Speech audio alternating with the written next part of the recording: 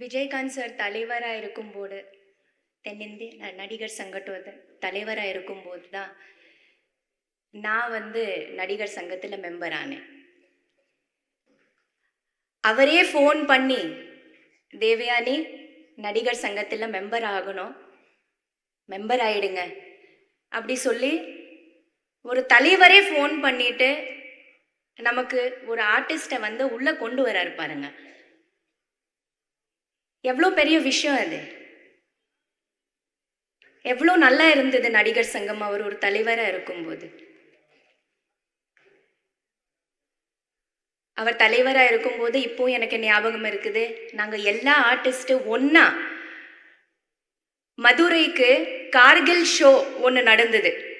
Kargil வார்க்காக funds race பண்ணுறதுக்கு எல்லா ஆர்டிஸ்ட்டும் ஒரே ட்ரெயினில் நாங்கள் ட்ராவல் பண்ணோம். Chennai to Madurai and Madurai to Chennai back again. ரொம்ப சூப்பரான ஒரு ஷோ நடந்து ஃபண்ட்ஸ் ரேஸ் பண்ணி கார்கில் வார்க்காக நாங்கள் அதை கொடுத்துருந்தோம்.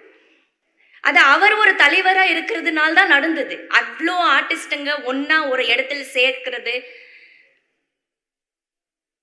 அது எவ்வளோ அழகான ஒரு எக்ஸ்பீரியன்ஸாக இருந்தது தெரியுமா?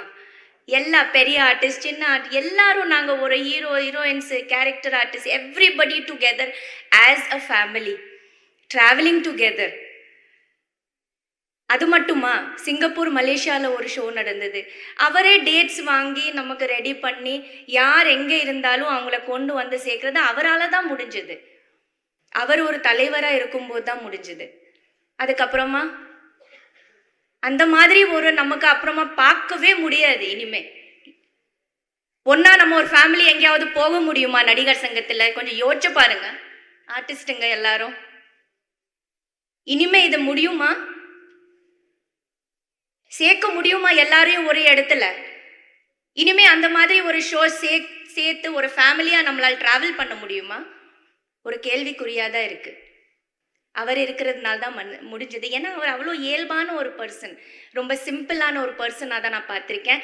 அவரோட சொந்த கம்பெனியில் கேப்டன் சின்னி கிரியேஷன்ஸில் 2 ஃபில்ம்ஸ் பண்ணுறது பாகியம் எனக்கு கிடைச்சிது. அவரோட சொந்த பட ப்ரொடக்ஷனில் ஃபஸ்ட்டு வல்லரசுன்னு ஒரு ஃபில்ம் அவர் ஹீரோயின் நான் நடித்தேன். ரொம்ப பெரிய ஹிட் ஆச்சு ஃபில்மு. 2வது அவரோட பையன் சண்முக பாண்டியன் இன்ட்ரடியூஸ் பண்ணும்போது, சகாப்தம்னு ஒரு படம் பண்ணும்போது, தேவயானி இதில் ஒரு சின்ன ரோல் இருக்குது, பண்ணி கொடுங்க, என்னோட பையனை இன்ட்ரடியூஸ் பண்ணுறேன் அப்படி சொல்லி அவரே பேசி, சரி சார் நான் பண்ணுறேன் அப்படி சொல்லிட்டு, அவ்வளோ இயல்பான எவ்வளோ சிம்பிளான ஒரு குணம் அவருக்கு. லொக்கேஷனில் first with makeup with costume யார் இருக்கிறான்னு பார்த்தா விஜயகாந்த் சார் தான் இருப்பார் எப்போவுமே ஃபஸ்ட் ஆன் த செட்ஸ். நான் 2 டைமும் பார்த்துருக்கேன்.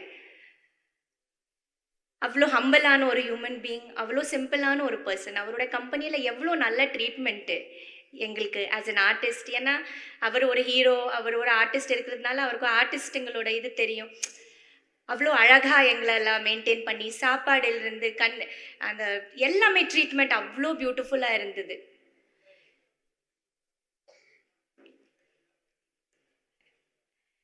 சாரோட ஆத்மா சாந்தி அடையும். அவர் எப்போவுமே நம்ம எல்லாரோட மனசில் இருப்பார். கண்டிப்பாக இருந்துட்டு தான் இருப்பார். அந்த இடம் யாராலையும் எடுக்க முடியாது. அந்த அளவுக்கு ஒரு இடத்த அவர் ரெடி பண்ணிட்டு போயிட்டாரு. ஸோ அவரோட ஃபேமிலிக்கும், அவங்களோட மிஸ்ஸஸ்க்கு, அவங்களோட 2 பசங்களுக்கும், எல்லாருக்கும், அந்த ஃபேமிலியில் அவரோட fans and party members and everybody இந்த தைரியம் கொடுக்கணும். And I wish their 2 sons all the best. நல்லா இருக்கணும். And thank you so much. Thank you Vijayakanth sir for everything. Thank you. சீக்கிரமாக நடிகர் சங்கத்தை பில்டிங் ரெடி பண்ணுங்க.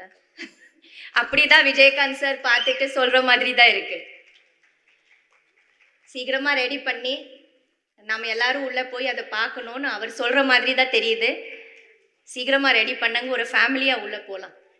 Okay, thank you.